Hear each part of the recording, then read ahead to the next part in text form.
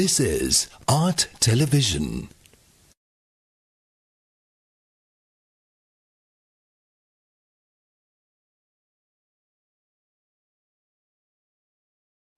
Okay, everyone, so nice to see you all again. And we're going to start tonight's Dhamma talk. I'm going to talk about the Buddha's approach to meditation practice. And the reason for that is very simply that we are doing a course, as you heard before, a workshop on Satipatthana practice. And that means that we're talking about all of these issues right now anyway. So it's good to kind of talk about that while these topics are fresh in mind. And there's so many interesting things that come up when you do a workshop like that. Little things that actually turn out to be very significant for meditation practice. How to think about meditation in the right way, so that we don't waste time and we don't do things that are actually contrary to the Buddhist teachings. And one of the things that really kind of stand out when I do this sort of course and workshop is that how important it is to always go back to the teachings of the Buddha. Yeah, the sutras are the word of the Buddha, right? The sutras are so rich. There's so much information in there. If you know how to kind of read them in a certain way, if you know that every word matters, if you know how to interpret these things because you have a broad understanding of the sutras in general, there's so much information and there's such richness in these texts. And it's just a shame that sometimes we don't read them carefully enough to be able to take away all the very valuable advice that actually is found there. And if you look at the world of meditation, often it's very hard to find your way, to navigate this world of meditation, because there are so many different teachers. Teacher A teaches like this, Teacher B teaches meditation like that, Teacher C teaches like this, Ajahn Brahm, we know that Ajahn Brahm is right, so he teaches like that. And this is, of course, if you are a disciple of Ajahn Brahm, you tend to assume that Ajahn Brahm is right. But even with someone like Ajahn Brahm, it's good to check against the Buddha. And then if it turns out that it kind of checks out, which usually it does with Ajahn Brahm, then you gain more confidence, which obviously is very useful as well. And sometimes it's so confusing. Who is right? Are they all right? Are some of them right? Are none of them right? What is going on here? How do we decide? Well, there's only one way to really decide. And that is going back to the word of the Buddha. This is one of the reasons why the word of the Buddha is such a treasure. The Dhamma is such a marvelous thing, because it stabilizes Buddhism. It gives us access to the gold standard of what Buddhism really is about. So it's extraordinarily useful to have these teachings. And that's why I really enjoy these workshops. But sometimes the workshops get really technical, and I may lose many people if I use too many Pali words. I enjoy Pali words, but that's because I like translation and this kind of things. But so I thought it might be nice to also extract some of the valuable guidelines in kind of a single talk like tonight. And one of the things that is very significant understanding Buddhist meditation, so this is really about what we call Satipatthana in Pali. Satipatthana means something like the focuses of mindfulness, the applications of mindfulness. There's various translations, the establishings of mindfulness, these kind of things. And one of the things that is important when you start reading the sutras is to understand the purpose of Satipatthana. Why are we doing this? And of course, there's all kind of technical answers to that question, because the Buddhist path is laid out very systematically. The Satipatthana is here, the next stage comes there, and kind of ding, ding, ding, and everything falls into place.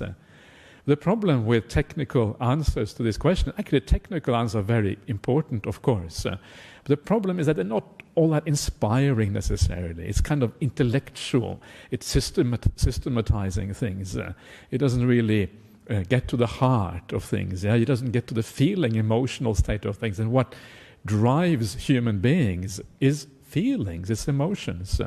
Logic, we tend to think we are logical, but logic usually works in the service of the emotions.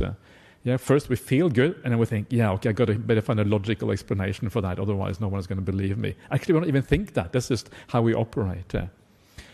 So what is the kind of feeling purpose of mindfulness or meditation. And what the feeling purpose is that when you are mindful, you feel so much better about the world. Yeah, it's not just to gain insight or gain some kind of ability to function better. It actually feels good to be mindful. And please take notice of that in your meditation practice. When the past and the future start to die down, and you start to feel the present moment. Yeah, sometimes maybe you feel a bit of sloth and torpor, you fall asleep, so you don't feel so much. Other times maybe a bit restless, but sometimes I'm sure your meditation kind of hits that beautiful note where it's just right, and mindfulness starts to arise. Notice the beauty of that. It's like you're waking to reality, a feeling of being alive in an entirely new way. And very often, if you have that mindfulness, very often a sense of gladness and joy also comes with that at the same time. These are very beautiful states of mind. And if we notice the beauty of these things, they become far more powerful because we get drawn towards them. And it's easier to access that mindfulness in the future if you're drawn towards it, because your mind leaps towards it when it has a chance. So this is kind of the purpose in one way. Yeah? This is the purpose which should draw you into this. The purpose is much more than that. The purpose is really the entire going all the way to the end of the Buddhist path. But that's more technical. Also feel right here and now the joy, the happiness, the contentment, the satisfaction that comes from states like mindfulness.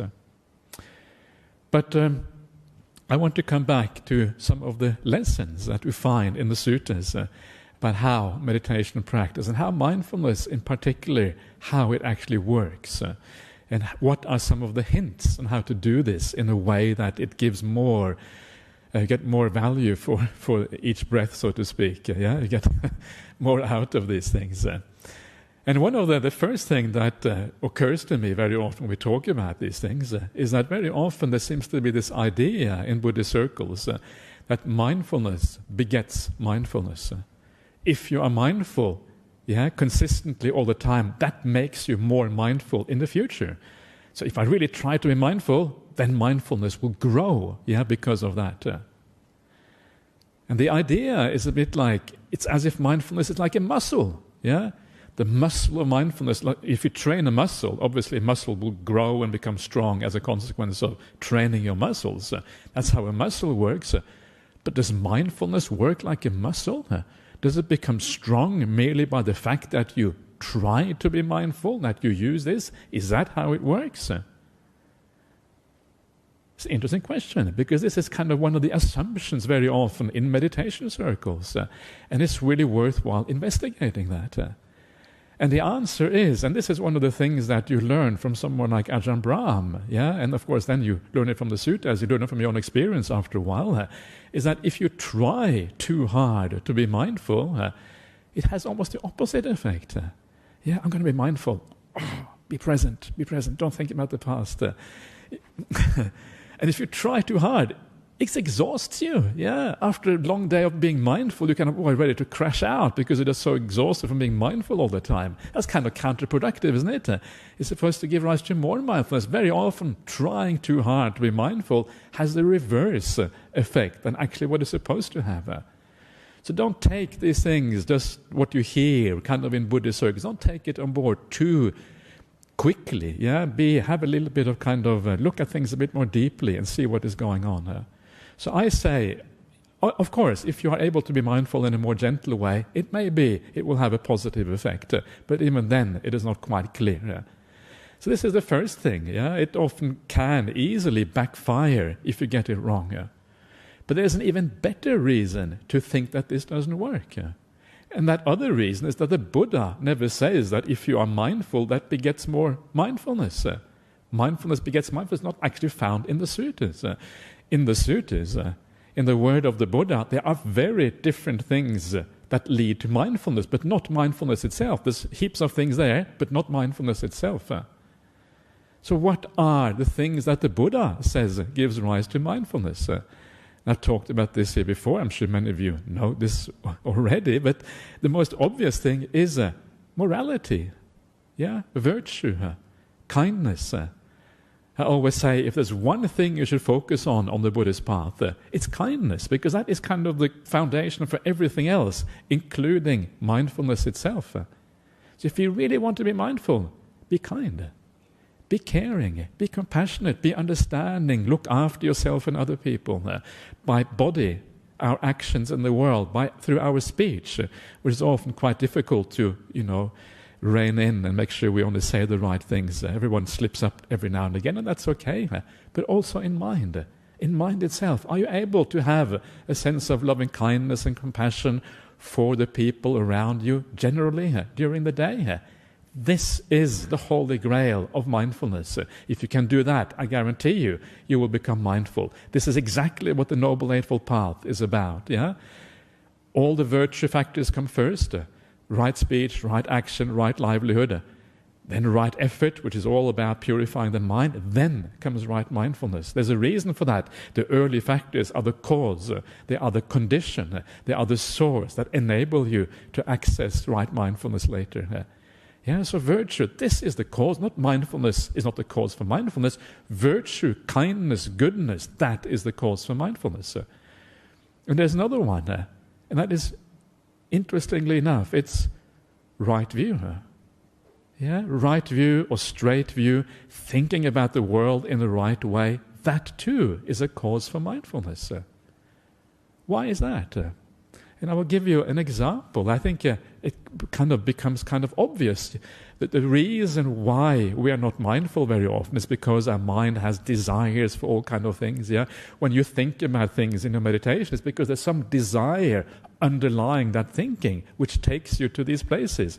You're thinking about your future, you're going to resolve certain problems, or you're thinking about, I don't know if you had dinner, hopefully if you haven't had dinner already, you might think about dinner later on. I don't know how but it's going to be very late dinner, but whatever. And so we're thinking about things. Why? It comes from desire. You almost always, actually always, the thinking that we have, some kind of desire somewhere. So one of the things about right view is that it reduces our desires. And one very beautiful little sutta that I've been reading out recently on various places is a sutta called the Atta Danda Sutta, which means the taking up of weapons or the taking up of sticks or violence or something like that. And the Atta Danda Sutta is one of these autobiographical suttas where the Buddha talks about what made him become a monk.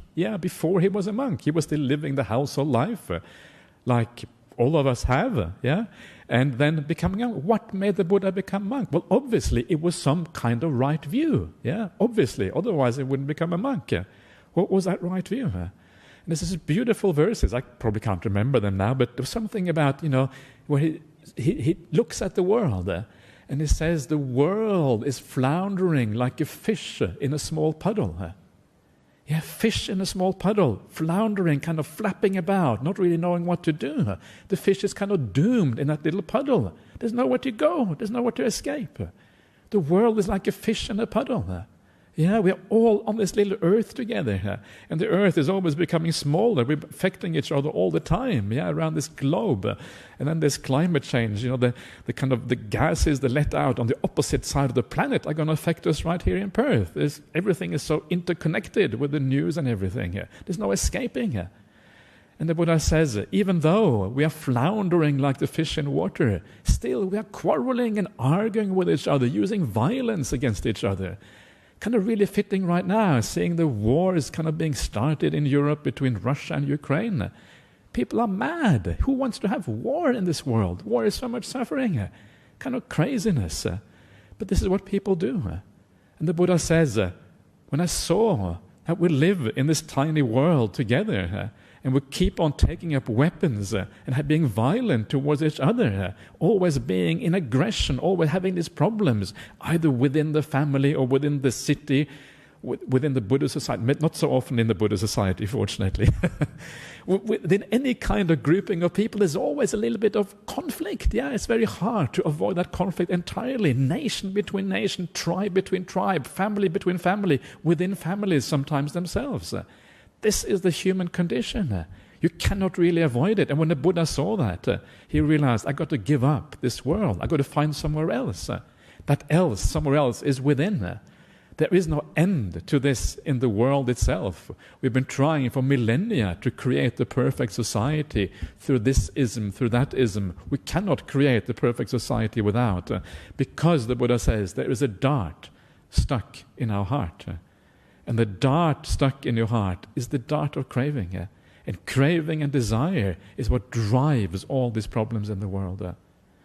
So in a sense it is a bit like sometimes you give up a little bit on that world. You reduce your desire for the world to be a beautiful, perfect place. You start to realize maybe it is impossible. And when you see that, and you know that there is happiness to be found within, you turn within instead. You practice the spiritual path. Right view leads to mindfulness. Right view leads to your ability to practice meditation right here and right now. Right view and morality together, supporting each other, enable meditation, satipatthana, to happen. These are the causes, these are the conditions that enable mindfulness and meditation, not mindfulness itself. It's kind of radical. Yeah, this is really radical. Why is it so radical? Well, one of the reasons why it is so radical, I will now draw out a bit more of the practical implication of this. Well, there's a lot of practical implications there already, but I will draw out a few more. Well, one of the reasons why this is radical is because it is very common in the Buddhist circles to think of meditation as something we do in daily life. Yeah. Be mindful in daily life. Wash your dishes mindfully. Mindful eating. Yeah? You hear about mindful eating. Okay, satipatthana while you're eating. Mindful walking back and forth. Mindful going to the toilet. Mindful going to the toilet, okay. That's actually... And all of these things, where do they come from? Well, actually, in a certain way, they come from the suttas.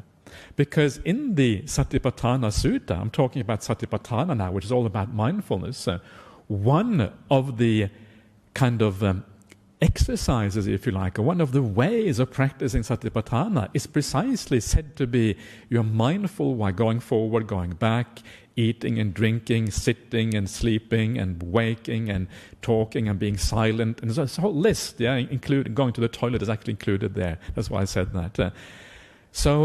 That is where it is taken from her. But actually, and this is kind of the point of this workshop we have been doing, when you look very carefully at the suttas, you notice, and it becomes quite clear, that it doesn't really belong under the aspect of meditation. It belongs earlier on in the path, leading up to meditation. And once you see that, you realize that this whole idea of meditation in daily life is actually misplaced. There is no point in just being mindful for its own sake. Yeah, in other words, the idea that mindfulness gives rise to more mindfulness later on, that doesn't work. Mindfulness in its own right in this way is not really part of Buddhist meditation. And this is a radical claim because, you know, it disagrees with what you often hear in meditation circles. So what then should we do in daily life if we shouldn't be mindful? Yeah, this is kind of the second question that arises. If we shouldn't just go around being mindful of everything, what should we do? And the answer is that the Buddha says the things that, remember, lead to meditation is virtue. So what we should do in daily life, we should try to have enough mindfulness, enough clarity about how we live, that we are aware of how we live. How am I treating the people around me? How am I speaking? Am I speaking with gentleness and kindness? Yeah, all of these kind of things. That is the kind of awareness and mindfulness that is required. It is mindfulness directed to our conduct. Then it becomes powerful, because then you're actually fulfilling one of the things that do give rise to mindfulness, which is kindness. Most importantly of all, you are mindful of the state of your mind. Yeah, what is my mind like? Okay, I'm getting a bit upset. Okay, chillax, relax, stand back. Yeah, don't think about what are the good qualities of this person. Yeah, one of the nice things that happened the other day. I was sitting in my kuti. Kuti is my little hut at Bodhinana Monastery. And if you haven't been to Bodhinana Monastery, come down, check out our kutis. Yeah, they're really cool. Little boxes. My kuti is 7.2 square meters. when the kuti is so small, you know exactly how large it is. 7.2 square meters. So you can almost reach across the walls. It is that small. So it's the best place you can possibly imagine to live. Almost no cleaning, right? Really, really good. It's really easy to clean. Don't need anyone to kind of help you out or anything like that. And the best thing about my kuti is that it's secluded. It's away. It's not like you have a house next door. When I'm in my kuti, I can't see anyone. It's like really kind of in the bush, but beautiful bush. The only neighbors I have are kangaroos and that kind of thing. The odd tick, of course, but we can deal with that after a while. Even ticks we can have compassion for. So I was sitting in my kuti, and I have a desk in my kuti, a beautiful desk that was made by one of the other monks before. Not all monks have desks, but I have a desk because I do quite a lot of kind of various desk-related work, so I have a desk in my kuti. And I was sitting back and I was looking at my desk. And when I looked at my desk, I looked at some of the items there, and there's not that much there. There's a little bit more than there should be probably, but there's not that much there. But two of the items caught my mind. And one of the items was a little, like a mug. Not a mug, but like one of these insulated cups. A cup that you drink hot beverages from. And I thought, wow, this is one of the things I use the most. I use this cup all the time. This is where I drink my coffee. I'm one of these coffee addicts. I drink coffee from this cup every day. What a marvelous thing it is that I have actually been given this cup by somebody. And then I looked at my desk and I saw another thing on the other side of my desk. And that was a little flashlight. And I realized that flashlight and that cup had been given to me by the same person. And I thought, wow, isn't that wonderful? Here is someone who is so careful, so generous, knowing the requirements of the monks, trying the very best to do acts of kindness, do something supportive. And it was just such a beautiful moment when I realized that. I haven't really connected those things before. And I felt, wow, what a beautiful thing. And this is kind of the life we want to live. This is kind of where mindfulness arises from. These beautiful acts that we do in our daily life, of kindness, of supporting people. That is where it comes from. That is the kind of mindfulness that is required. Seeing what are the good things in life. So this is already quite radical. So forget about being mindful all the time. Know that mindfulness has to have a purpose. Purpose of mindfulness should be kindness. So if this is not what mindfulness is about, well then mindfulness is obviously about meditation practice. And if meditation practice, then well, what kind of meditation practice are we talking about? Well, first of all, we're talking about real meditation practice. Meditation where we sit down, we cross our legs, and we do some kind of formal act of meditation. This is kind of what meditation means. But what exactly is it that we do in that meditation? And very often in mindfulness circles, the thing that we are said to be doing is vipassana practice, insight meditation. So is satipatthana, is that about vipassana? Is that the right way of thinking about it? What is vipassana anyway? And one way of thinking about vipassana is to think about it as insight. Another way that I think about it is more like clear seeing, because clear seeing is more broad and it involves all of these kind of things. Is that what satipatthana practice is about? And the answer is not really. Or maybe that is part of it, but it's much more than that. And one of the things that you find out, again, when you read these suttas carefully, is that satipatthana and meditation is about two things. It has two results. Those results are calm and clear seeing, or calm and insight. These are two aspects that always go together. And the main aspect, actually, in this dual thing is actually the calm side, because there's a calm side that eventually leads you to very deep states of meditation. So this is really what we are looking at. And this is very fascinating, because very often the idea that there is different kinds of meditation practice, calm on the one hand and insight or clear seeing on the other, this does not fit with how things are taught in the suttas. What you find in the suttas is in fact the exact opposite.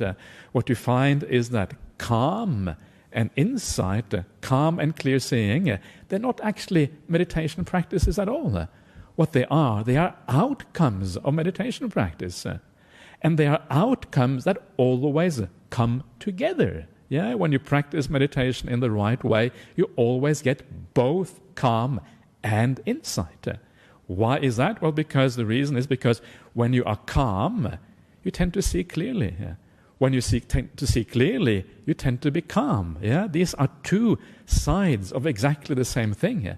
Insight comes when you're peaceful. When you are peaceful, that's when you have insight. When you have insight, you tend to be calm afterwards. These things build up together. They cannot really be divided. So meditation practice has both of these factors being built up together as you practice meditation. It is not one or the other. You cannot say that Satipatthana practice meditation is about insight. These things are indivisible. They always build up together. So how exactly does this work? How do we what do we do when we practice meditation so that it builds up to these things? Yeah, and very often what we do when we practice meditation is that we observe something. Yeah, typically you will observe something like the breath maybe, or you observe some kind of other object in your meditation practice. Yeah, this is basically what meditation is about. And very often the idea in the Buddhist circle is that all you have to do is observe. And everything that we're trying to achieve on the Buddhist path comes out of that direct observation of phenomena. Yeah, so just observe. Just be with what is going on, and from that comes all the calm, all the insight that you can expect on the Buddhist path. This is kind of a very common way of thinking about meditation practice. And unfortunately, it is not the full truth. It's part of the truth, but not the full truth. If you imagine there are certain meditation subjects like we do here, for example, you practice the mindfulness of breathing. And if you practice the mindfulness of breathing, of course, then you are just observing. You're hanging out with the breath. Yeah, that is a pure observation exercise. You don't do anything else. And the more you hang out with the breath, and the more you're able to stay with it, the calmer you become, the more clear seeing you have. So in that case, obviously, it works in that way. But let's say that you do body contemplation. Yeah, this is kind of one of the classical Satipatthana subjects where you focus on the body and you look at the body, and you can do that in different ways. You can take the body apart, look at the various parts of it. It's called the contemplation of the 31 parts of the body. Or you can look at the body as if it is elements. Yeah, the earth element, the water, the air, heat element, these kind of things. But these exercises are not exercises of observation, because you cannot observe your liver. Yeah, okay, liver, you know it's there. Are you there? I guess you are in there somewhere. You got to better be there, otherwise I'm in serious trouble. So you know it's in there. Yeah, and you may have seen a chart of the body. Okay, the various parts in various ways. Skeleton, okay, skeleton. Skull is in here. Are you there, skull? Speak? No, it doesn't want to. Okay, this is a way to make it speak. Yeah, that's a ding, ding, ding. Talk back. So you know it's all there, but of course it is a exercise in imagination and also recollection of memory. Yeah, when you do the contemplation of the 31 parts of the body, so memory and imagination is also part of Satipatthana practice. This is also how we do these exercises. We can't do it without that. So now we can see we're expanding out. It's not just about observation. Yeah, this is actually fundamentally important because this is how very often meditation practice is taught. We have to expand this out. Even more importantly, meditation is also about what I would call inference or deduction, whereby you have the bare data through your meditation practice, and then you infer from that to expand your understanding. So, for example, in the present moment, you may be able to observe the breath, or you may be able to observe, whatever is happening here and now. But to have real insight, you have to expand that and to understand that this not only applies to the present, also applies to the future, it also applies to the past. This is called inference, where you expand what you are seeing to other instances that are not immediately visible. Or, if I have this body, legs, fingers, if other people probably have it too, right? So, so we all basically have the same kind of body, And that is also a kind of an inference. We don't know that, but once you kind of look at your own body, you can assume that other people have the same. So this is called inferential knowledge. Knowledge that comes from inference. It expands out the whole idea of meditation, makes it much broader than mere observation.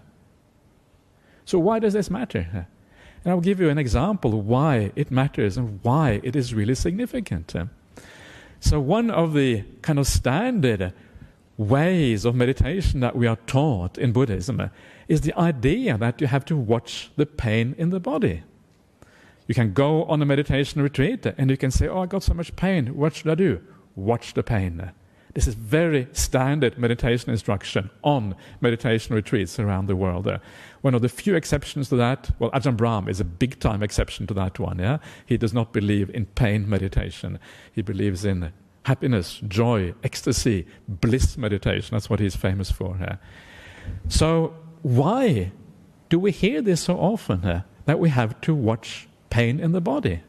And before I go to that, I should say it often has disastrous results. I know so many people who have destroyed ligaments in their knees, who have destroyed monks, especially monastics, because if you do this all the time, have experienced lots of pain, eventually the joints of the body get completely destroyed. I know lay people who have been on these meditation retreats, and they said, I've never in my life felt so uncomfortable as I did on this blooming meditation retreat. Meditation is bad. Meditation is evil. It just leads to pain and suffering. Who wants to meditate, for goodness sake? It's crazy. I'm never, ever in my entire life am I going to meditate again. This is what people have said to me, quite literally. I thought, whoa, okay. I said, relax, okay. Try out Ajahn Brahm. Ajahn Brahm is pretty cool. He doesn't believe in pain. Check him out before you throw everything out with the bath water. No, this is it. I'm finished with meditation. Don't want to hear about Ajahn Brahm. I've had it. Okay. This is what I heard first time, and I thought, this is terrible. The whole purpose of the spiritual path is to add value to our lives, to make it something more, to have a place where we can find a refuge when we have suffering, when the bombs are falling in Kiev, when the COVID virus is kind of going around the world, when climate change is kind of wreaking havoc with everything, when the large powers in the world are clashing or whatever. We need a place to find some kind of refuge. That is here. This is the whole purpose of the spiritual path. We need to use this path in a skillful way, that it actually provides the refuge it is supposed to be. Otherwise we're destroying something so beautiful. So this is the problem with pain meditation. It's actually a very, very significant problem. And of course, if you know the first thing about the Buddha's teachings, you know that the very first thing the Buddha said was the middle way here. Don't torture the body here. Don't indulge too much either, but certainly don't torture the body. I would say if you're going to go wrong, indulge a little bit extra instead, That's not going to hurt you that much, but torturing actually could really end up hurting you a lot. So that's the first teaching of the Buddha, and it's the first thing that we forget. Maybe because it's so long ago, it's the first teaching, it's the longest ago. Maybe I don't know. I'm not sure if that really works as as an idea. So it is very, very problematic. So why is it like that? And the reason why we think like this is that, again, if you read the Satipatthana Sutta, the main sutta that almost everyone uses to explain meditation practice, in there you have a section called the Vedana-anupassana. Vedana means like feelings, or sensations in the body. Anupassana is contemplation, so contemplation of feelings. And if you read that section, it says you contemplate happy, pleasant feelings, unpleasant feelings, and neutral feelings. You contemplate worldly, or sensory pleasant feelings, sensory unpleasant feelings. But sensory, I mean anything related to the five senses. Sensory neutral feelings. And then you have spiritual pleasant feelings, spiritual unpleasant feelings. That's an interesting one, isn't it?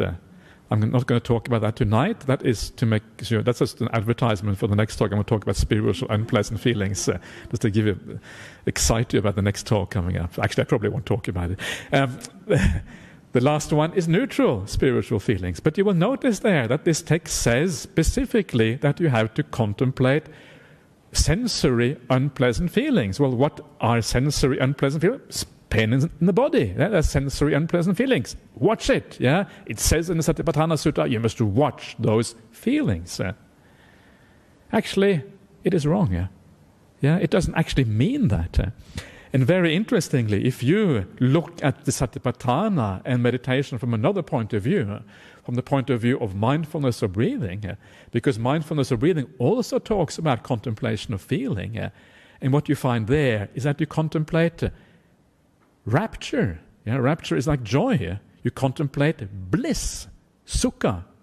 You contemplate these emotional experiences, and then you calm these emotional experiences of bliss and rapture. It's all about happiness. Yeah. And then the Buddha says, well, this way of contemplating joy and happiness, going with the breath, that fulfills the whole meditation process of watching feelings. It's all you have to do. So what's going on here? One place it says just focus on the bliss, the other one says focus on the pain. What is going on? How can these be the same? The Buddha says they are the same. How is that possible? And this is where this comes in, what I was saying before. Meditation is not just about observing directly. Meditation is also about recalling. It's about memory. It's about inference. It's about understanding things, not through necessarily direct experience, but understanding it through more of a bird's eye view, because you have an overview of what is going on. So when you come to the blissful feelings of meditation, what you find is that, of course, the pain is no longer there. Yeah, the body has maybe even disappeared in this very profound states of meditation. And what that means is that you can understand the painful feeling not by observing it, but by its absence.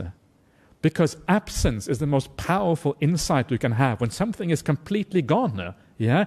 Remember what we're trying to understand in Buddhism. We have what we call the three characteristics: impermanence, suffering, and non-self. Yeah? Three characteristics of existence. And these are the things that we focus on when we talk about insight or understanding or clear seeing.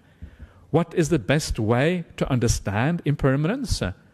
Well, if you watch it, you can kind of see it coming and going. But if it's completely gone, that is absolute impermanence. Yeah, the complete ending of a phenomena is the most powerful insight into impermanence that you can have.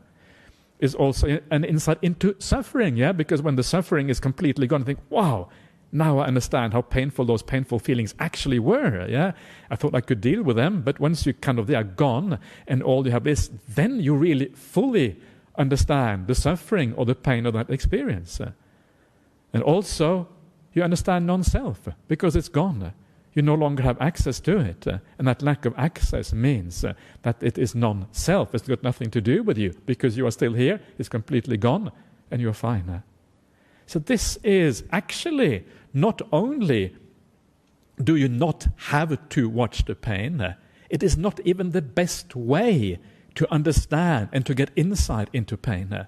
Far more powerful way to get insight into pain is to look at it in retrospect through enjoying the joy and the bliss and the happiness of meditation.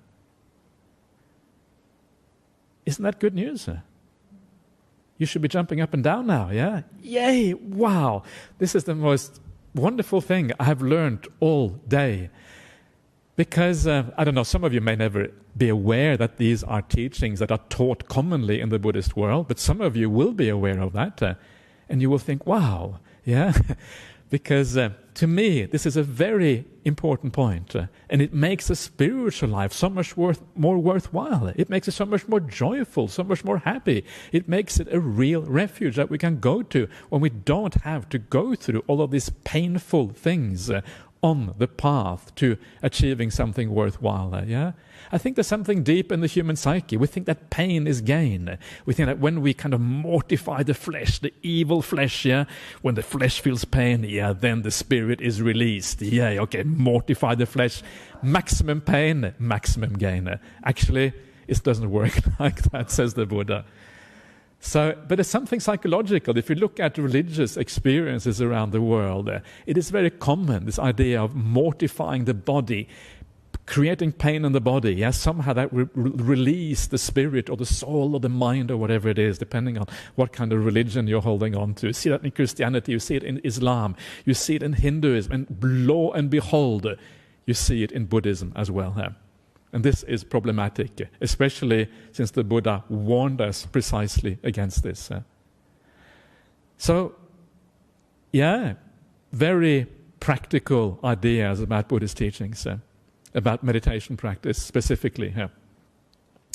One of the things I was just saying now is that when you go to the Mindfulness of Breathing Sutta, which also really is about Satipatthana practice, how to fulfill Satipatthana, you can get some understanding of things like contemplation of feelings that otherwise you would not. Yeah.